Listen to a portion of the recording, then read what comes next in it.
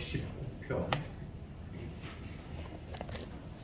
33절부터 40절까지 보도록 하겠습니다. 33절 여호와여 주의 율례의 도를 내게 가르치소서 내가 끝까지 지키리이다. 나로 깨닫게 하소서. 내가 주 도를 행하며 진실로 지키리라. 나로 주의 계명의 첩경으로 행케 하소서. 내가 이를 즐거워함이니이다. 내 마음을 주의 증거로 향하여 주시고 탐욕으로 끊지 말게 하소서. 내 눈을 돌이켜 허탄한 것을 보지 말게 하시고 주의 도에 나를 소승케 하소서.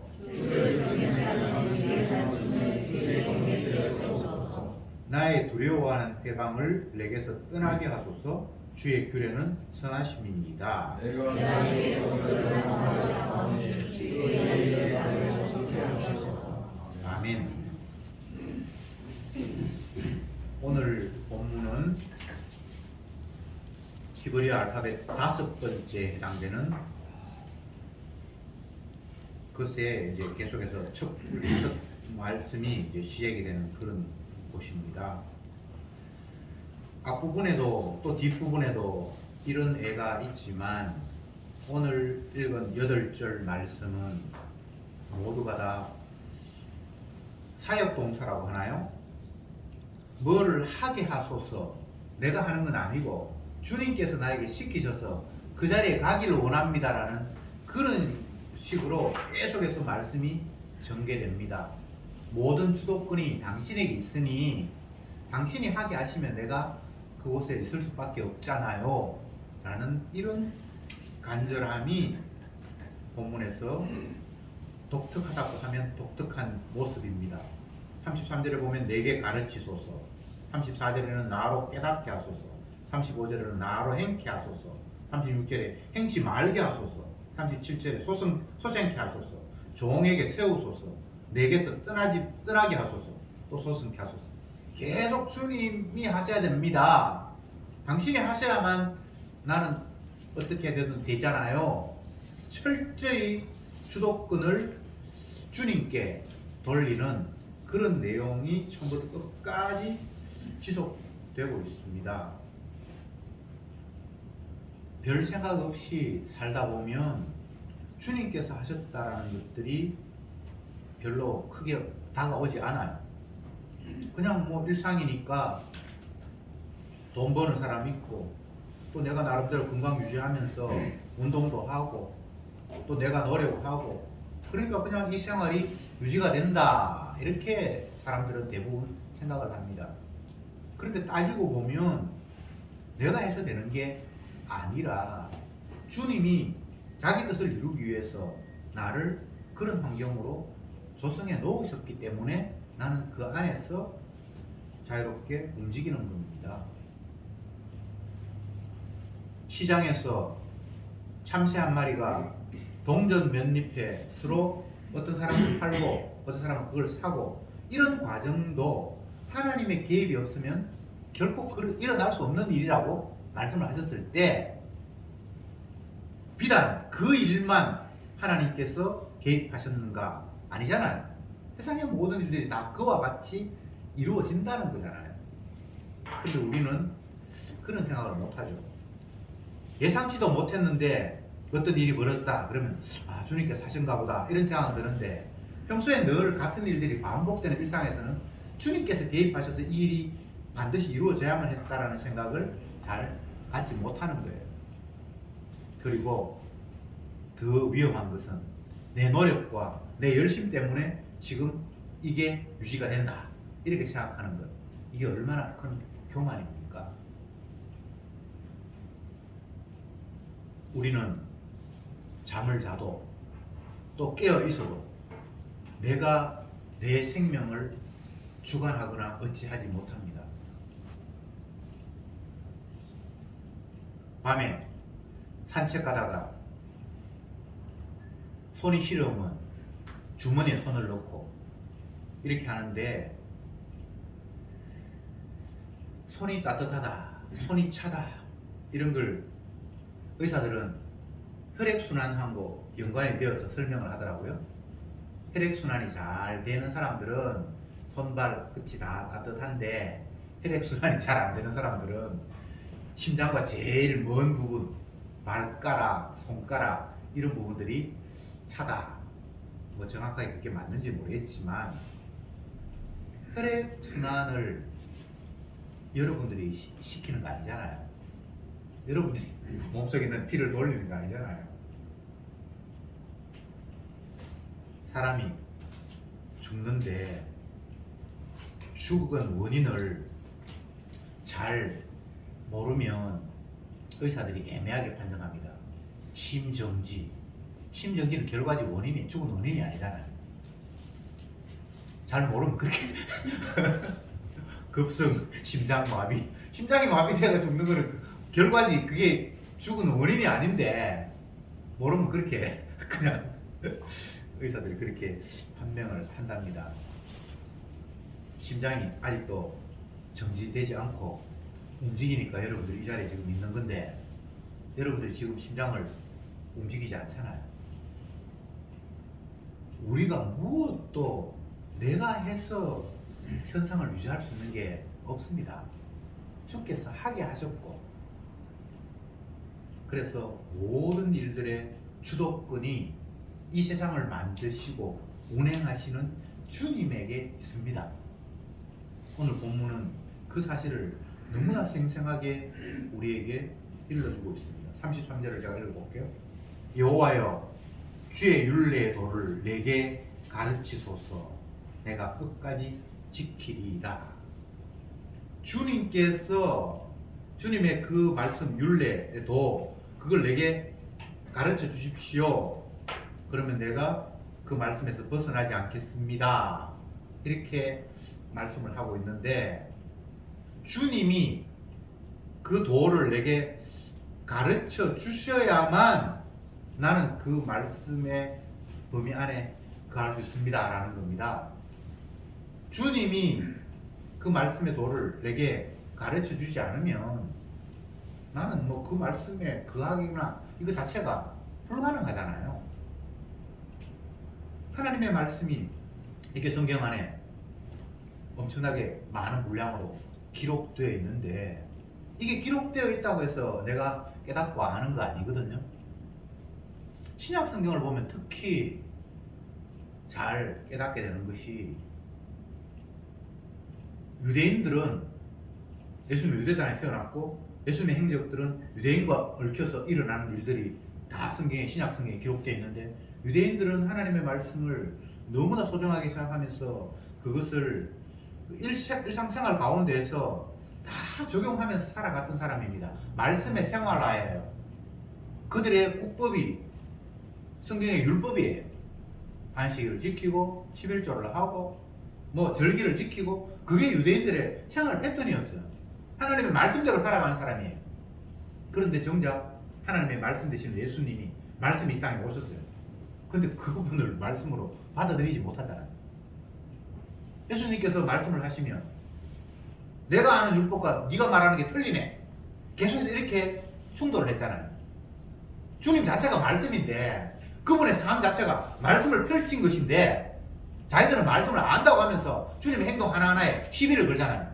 당신이 왜 안식일을 안 지켜? 당신이 왜 하나님 말씀을 어겨? 더러운 것과 접촉하자고 말하는데 당신은 왜 더러운 것과 접촉해? 계속해서 자기가 아는 그 율법을 가지고 예수님을 저울질해 보는데, 그거 예수님은 하나님의 말씀과 너무나 거리가 멀다는 거예요. 그래서 마지막 내린 결론이 뭡니까? 잡아 죽여라.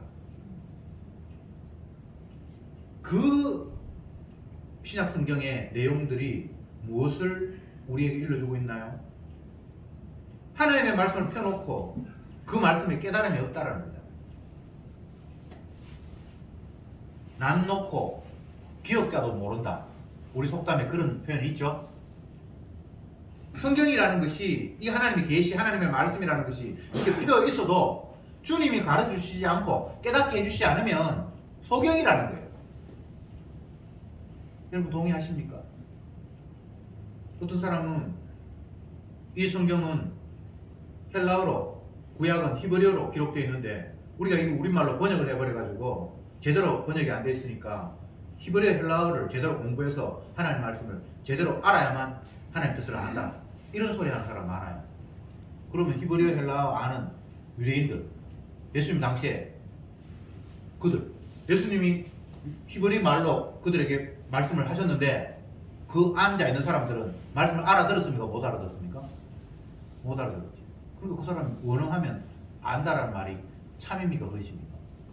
진짜 무식한 사람들, 그런 사람들은 성령이 역사하시면 뭐 이게 번역이 되고 그것과 상관없이 주의 영이 가르쳐, 오늘 주의 율례 도를 내게 가르치소서라고 이게 이야기한 이 사람은 옛날 이게 구약이니까 히브리어로 기록이 됐는데 그 모세가 기록한 말을 자기 언어니까 알까요? 모를까요? 당연히 알지. 그런데 왜 주님께서 가르쳐 주소서라고 이렇게 얘기합니까? 자기 독해법으로는 주님 말씀을 못 깨닫는다는 거잖아요. 성경을 보면서 우리가 너무 하나님의 말씀을 스쳐 지나가는 경향이 있어요. 자꾸 상식적으로 생각하는 거죠. 번역된 말씀이니까 아무래도 오류가 있을 것이다. 물론 뭐 오류가 있어요. 그러나 그 오류를 주의 영이 개입하시면 오류가 끝나는 게 아니잖아요. 반대로 내가 이 말씀을 이해하고 읽을 수 있다 한들 성령이 개입하지 않으면 그 해석은 엉터리잖아요. 맞죠? 지금 주의 율례 도를 내게 가르치소서라고 시인이 기도하는 이 내용이 방금 얘기했던 것들을 다 포함하고 있잖아요. 내가 아무리 읽어봐도 내 능력으로는 도저히 깨달을 수 있는 방법이 없으니까 주께서 깨우쳐 주시고 가르쳐 주셔야만 내가 이해할 수 있습니다라는 간절함이 여기에 묻어 있다 이 말입니다. 이들이 뭐 IQ가 낮다든지 학벌이 낮다든지 그렇게 한 사람들이 아니에요. 인간의 능력으로 이해할 수 없고 깨달을 수 없고 접근할 수 없음을 먼저 고백하는 겁니다. 제가 자주 인용합니다만 다윗은 성신을 내게서 거두지 마옵소서라고 간절히 호소하고 있습니다. 주의 영이 떠나가 버리면 나 그냥 아무것도 아니에요. 말은 막대기 지나지 않아요. 그는 이스라엘의 왕이었고 수많은 시편을 기록했고 악기를 만들고 연주하고 오늘날로 이야기하면 정말 대단한 사람이에요. 장수였고 전쟁터에 나가서 상대를 이길 수 있었고 인간적으로 보면 수많은 재능을 가진 사람입니다. 그런 그가 또 주님의 능력을 어마어마하게 체험한 사람입니다. 그렇잖아요. 우리 소녀 시절에 상대의 적장을 그냥 물맷돌로 쓰러뜨리고 그 외에 뭐 수많은 일들을 하나님의 능력으로 체험하고 신앙적인 경험을 한 사람이잖아요. 개인적인 자질도 뛰어나 하나님께서 능력을 주셔서 수많은 것들을 경험했어. 그럼에도 불구하고 주의 영이 떠나가 버리면 나 아무것도 아니에요. 주님 나를 떠나가지 마옵소서라고 성신을 내게서 거두지 마옵소서라고 간절히 기도한 그 다윗의 기도는 내 능력, 내 경험, 내 지식, 내 노력이 주님을 섬기거나 주님의 뜻을 복종하는 것으로 가지 못한다는 걸 알고 있기 때문입니다. 사람들은 좀 알면 교만하게 돼요. 알지 못하는 사람들을 깔고 또 좀 가지면 갖지 못한 사람들을 비웃어요. 노력을 안 했네, 열심히 없네, 낭비했네. 근데 나는 노력을 해서 낭비하지 않았어? 그래서 내가 가지고 있는 겁니까? 아니거든요. 주께서 있게 하셔서 있는 거예요. 병든 사람을 보면서 그래 날마다 술 처먹고 건강관리 안 하더니만 봐라 젊은 나이 그 꼴이 됐잖아. 그러면 지는 건강관리 해서 지금 건강한 겁니까? 아니죠. 뭔가 지금 우리가 착각하고 있는 거예요. 모든 환경을 주님께서 자기 뜻을 이루기 위해서 나를 그 환경에 몰아넣었기 때문에 현재의 자기의 모습이 있는 거예요. 그 외에 다른 방법으로 인간적인 방법으로 그 상황을 해석하거나 이해하려고 생각하지 마세요. 지극히 작은 것 하나도 주님의 허락 없이는 되는 법이 없습니다. 우리가 오늘 본문을 읽으면서 그걸 절실히 깨달아야 돼요. 주여, 주의 도를 내게 가르쳐 주십시오. 주님이 안 가르쳐 주시면 나는 방법이 없습니다. 제가 제 자신을 바라보면서 뭐 복음 전한다고 목사라고 어떨 때는 복음에 대해서 기뻐하지 못하고 말씀에 열심이 없고 이런 사람을 보면서 왜 저 사람은 저럴까 이런 생각을 가끔씩 하거든요. 그러다가 언뜻 드는 생각이 그래 네가 잘나서 복음 전한다고 설치냐? 내가 모든 걸 다 네게 조건을 허락했잖아. 네가 경제적으로 염려하도록 내가 하지 않았고 또 어디에 뭐 성경 공부를 가고 해도 그래도 그만큼 건강을 내가 줬으니까 가는 거잖아. 주님께서 이게 그렇게 말씀하신 거예요. 그러니까 주님 앞에 큰 소리 칠 수가 없는 거예요. 오늘도 먹을 게 입에 들어가서 그래도 뭐 배가 고프지 않으니까 내가 별 문제 없는 것처럼 그렇게 느껴지는데 누가 먹을 걸 주셨습니까? 공중에 나는 새도 들에 핀 백합화도 주님이 먹이시고 잎이 시기 때문에 되는 거잖아요. 하물며 너희일까 보냐. 주님께서 다 주셨잖아요. 그래서 그 어떤 인간도 큰 소리 칠 수 없습니다. 그리고 나와 다른 환경, 역경에 있는 사람을 얕잡아 보거나 비난할 수 있는 그런 위치에 우리가 있지도 않습니다. 늘 주님의 은혜가 아니면 안 되구나라는 것을 발견하고 주님의 은혜를 감사하는 식으로 모든 것들을 이해하고 바라봐야 된다는 거죠. 이스라엘 백성들이 애굽을 떠나서 광야 생활을 거쳐서 가나안 땅에 들어갔습니다. 그 땅은 주님께서 젖과 꿀이 흐르는 땅이라고 말씀하셨습니다. 그런데 그 젖과 꿀이 흐르는 땅에 여전히 고아가 있고 과부가 있고 가난한 사람이 있어요. 하나님께서 의도적으로 그런 사람들을 두셨다라고 이야기해요. 왜? 원래 너의 모습들은 고아와 과부와 비난함이 원래 너 모습이었어 라는 것을 확인시키라고 주님께서 그들 가운데 그들을 두셨대요.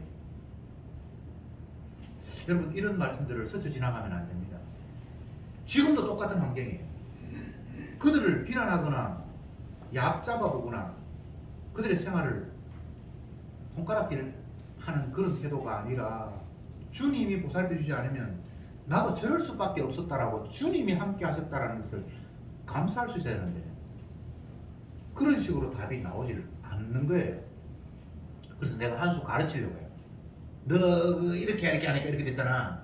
나처럼 이렇게 하면 너 그 생활에서 면할 수 있어 라고 마치 나의 잘남을 나의 훌륭함을 상대 앞에 과시하는 식의 삶을 살고 있지는 않습니까? 자녀들에게도 교육이 그래요. 그렇게 하면 저렇게 된다. 그렇게 하면 저렇게 되는 것이 아니라 주님이 아니면 주님의 긍휼과 사랑이 아니면 우리는 아무것도 아니야. 오늘도 주님께서 너를 이렇게 인도하신 것에 대해서 감사해야 돼. 이게 가르침이 돼야 되는데 자꾸만 세상적인 관점에서 요런 방법을 거치면 요런 결과가 온다. 그러니까 너는 그런 과정을 걷지 말고 이렇게 성공한 과정을 겪어야 된다라는 식으로 이야기를 하죠. 그러면 그런 말을 듣는 자녀들은 어떻게 생각할까요? 말씀이 중심이 아니잖아요. 근데 내가 하게 나름이잖아요. 부지런하면 개미처럼 열심히 일하면 결국은 편안하게 겨울을 지낼 수 있다. 이건 주님이 이야기하신 말씀과 다르죠. 심지어 교회에서도 복음을 전한다는 목사 입에서 세상의 원리를 이야기합니다. 열심히 해야 된대요. 그래야만 뭐가 좋은 결과가 온대요. 그래서 눈물로 씨를 뿌리면 기쁨으로 단어를 거둔대요. 성경에서 그런 의미입니까? 전혀 다른 의미예요. 그런 게 아니에요. 어떤 주님의 말씀도 인간이 노력하고 땀 흘려서 그 대가를 얻는다라는 식으로 말씀하지 않았습니다.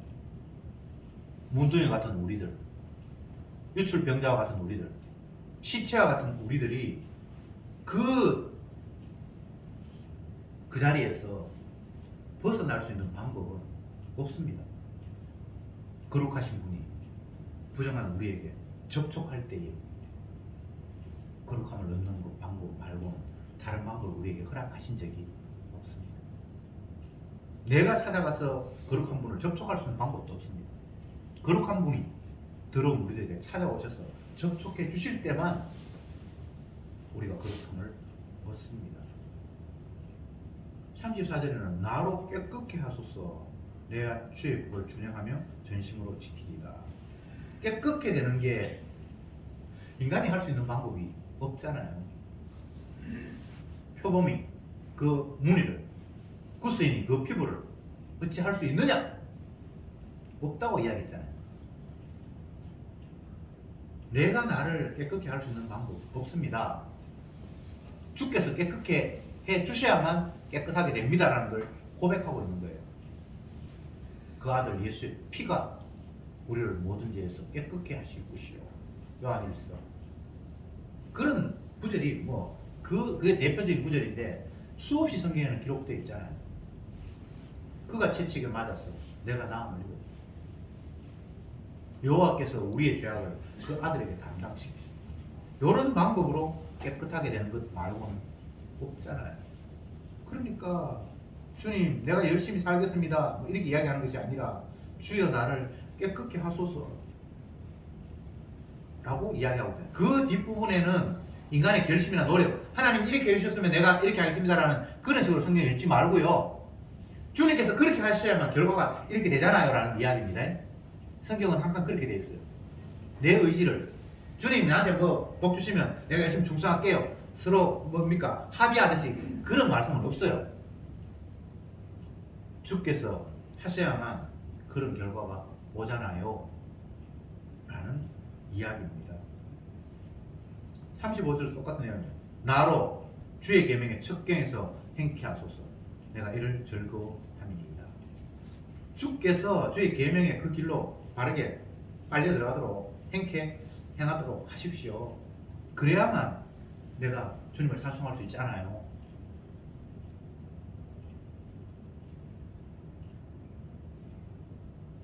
사람이 마음으로 즐거워하고 기뻐하는 것도 우리 스스로 되는 게 아니에요.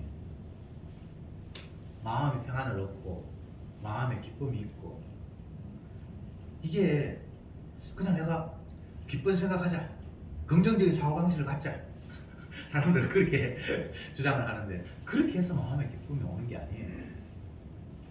요즘은 특별히 우울증 환자나 정신과 진료를 받는 사람들이 점점 더 늘어간다고 하는데, 사실 늘어간다라고 하는 말은 정확한 표현은 아니고, 옛날에는 그런 게 질병인 줄도 알지 못하고 병원에 안 갔을 뿐이에요. 옛날이나 지금이나 모든 인간들은 우울증, 정신병적인 그런 것들이 다 있어요. 왜? 제자리에 피조물로서 창조주 하나님께서 만들어 놓으신 제자리에 위치하지 않았기 때문이에요. 원래는 하나님께서 만드신 그 아담의 모습은 에덴 동산, 생명나무가 있는 그곳에 그냥 놓여 있으면 그게 제자리예요. 그런데 범죄함으로 말미암아 생명나무가 있는 그 동산으로부터 추방당했기 때문에 우리가 현재 있는 이곳은 내가 원래 하나님께서 만드셨던 그 자리가 아니에요. 나이가 들면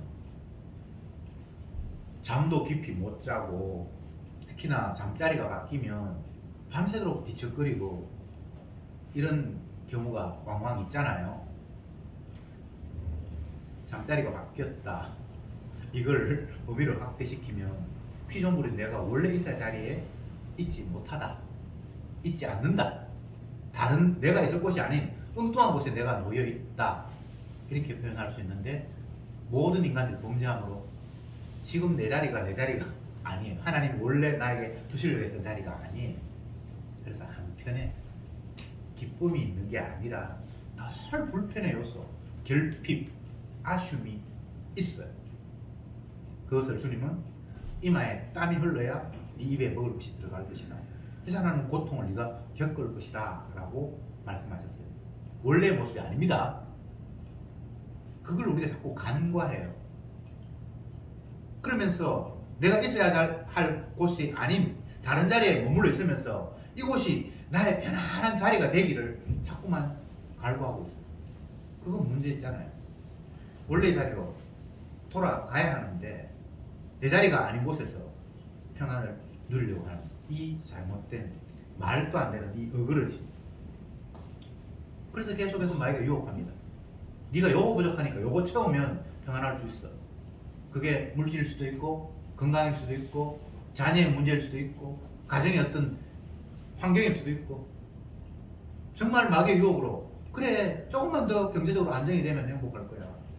조금만 더 몸이 건강하면 평안할 수 있을 거야. 근데 그것으로 평안이 옵니까? 아니에요.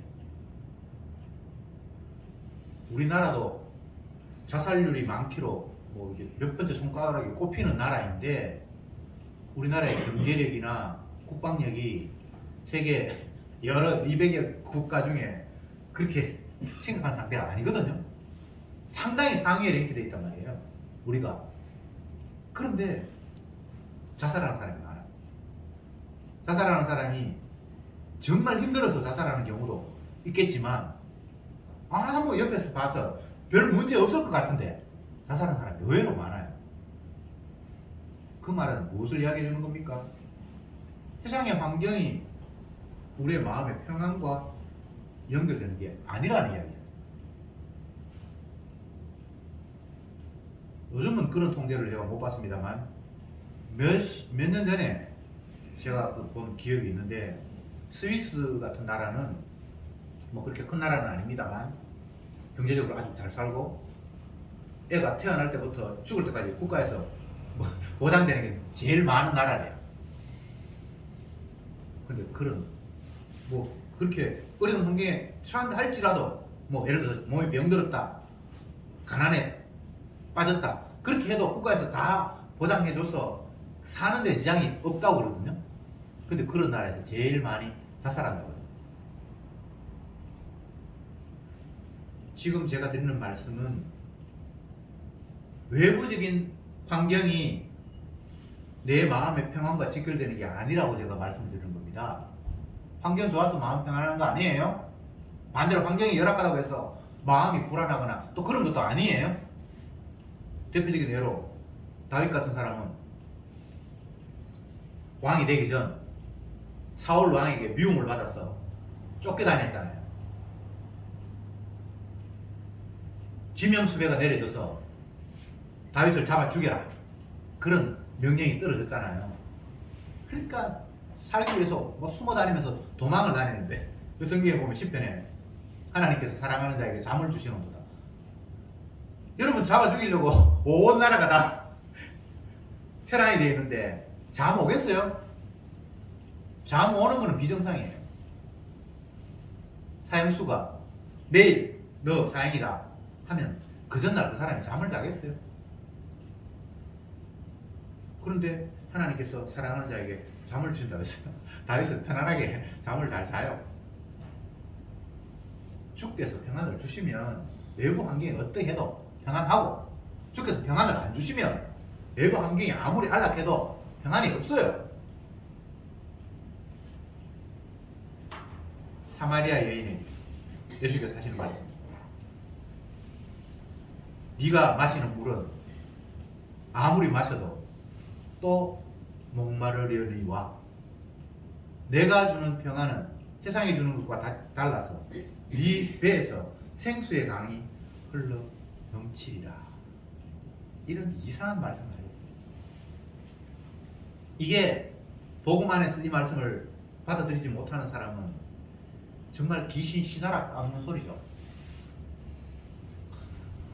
목마르면 물 마셔야지. 뱃속에서 생수의 강이 흘러넘쳐서 영혼이 목마르지 않다. 그런 게 있을 수 있나요? 복음을 모르는 사람들은 그걸 도저히 이해할 수 없는 말씀이에요. 그런데 복음 안에서 그 말씀이 아멘이 되는 사람은 그래, 주님이 내 마음에 평안을 주시면 이건 뭐 뱃속에 평안이 흘러넘치는 그런 상태가 내 잔이 넘치나이다. 부족함이 없으리로다. 여러분, 인간이 자기의 조건을 갖추어서 부족함이 없는 사람이 있을 수 있을까요? 그런 경우는 없습니다. 아무리 많이 가져도, 세상의 모든 것들을 다 가져도 부족함이 없으려다라고 말할 수 있는 사람은 단 한 사람도 없습니다. 그런데 내가 주는 평안은 세상이 주는 것 같지 않다라고 얘기했을 때는 다윗 고백처럼 내 잔이 넘치나이다, 부족함이 없으려다라고 고백할 수 있는 거예요. 36절에 내 마음을 주의 정보로 향하게 하시고 탐욕으로 향치 말게 하옵소서. 주님께서 마음을 탐욕으로 가지 않도록 하셨기 때문에 탐욕이 없을 수는 있지만 내가 절제해서 탐욕을 없애는 수는 없습니다. 텔레비전 드라마를 보면 다 욕심에 목말라 있잖아요. 사회적인 지위가 올라가야 되고, 검사하는 사람은 검사하는 걸로 만족하지 못해서 나중에는 정치해야 되고 최고의 자리에 나아가야 되고, 모든 인간들은 다 그런 목마름. 뭐 히딩크는 4강에 들어갔는데 아직 배고프다, 계속해서 뭔가 부족하고 또 욕망을 자꾸 부추겨서 더 한 단계로 더 나아가는 것들이 이 땅을 살아가는 인간들의 삶의 어떤 뭡니까, 방향이랄까, 방식이랄까, 그렇죠. 그런데 시인은 뭐라고 이야기합니까? 탐욕으로 향치 말게 하소서라고 이야기합니다. 탐욕은 뭔가를 갖고 싶은 욕망이다, 이렇게 해석할 수도 있지만 최소한 성경 가운데에서 36절의 말씀에서 이야기하는 탐욕이라는 것은 주의 말씀 증거로 향하는 마음과 반대편에 있는 게 탐욕이에요. 무슨 말인지 알겠죠? 하나님의 말씀 쪽으로 향하는 것, 그것이 제대로 됐는데 그 말씀과 방향이 다른 것 쪽으로 향하는 게 그게 탐욕이에요. 하나님의 말씀만 사모해야 되는데 그 말씀 아닌 다른 것을 사모하는 것, 그게 탐욕이라고 해요. 나는 아무것도 갖지 못해서 최소한 먹을 것, 입을 것은 요구한다, 그건 탐욕이 아니다. 세상 사람들은 그런 식으로 탐욕을 규정할지 모르지만 성경은 주님의 법, 증거, 하나님의 말씀 쪽으로 향하는 방향이 아닌 다른 방향이 될 때 그걸 탐욕이라고 하는 겁니다. 이걸 내가 어떻게 하나님의 말씀 쪽으로 향하고 탐욕 쪽으로 안 가야지가 되는 것이 아니라 주님께서 증거, 하나님 말씀 쪽으로 향하게 하시고 탐욕 쪽으로 빠지지 말게 하옵소서라고 기도했을 때 주님이 그렇게 하셔야만 그게 가능하다는 이야기입니다. 나는 이제 신앙생활 한 지도 오래됐고 복음도 들었고 늘 말씀을 묵상하니까 나는 내 마음이 하나님 주님의 말씀 쪽으로 향하지 결코 탐욕으로 향하지 않아. 이건 있을 수 없는 이야기예요. 우리는 눈만 뜨면 내 욕망으로 빠져들어갈 수밖에 없는 선악과 먹은 죄인입니다.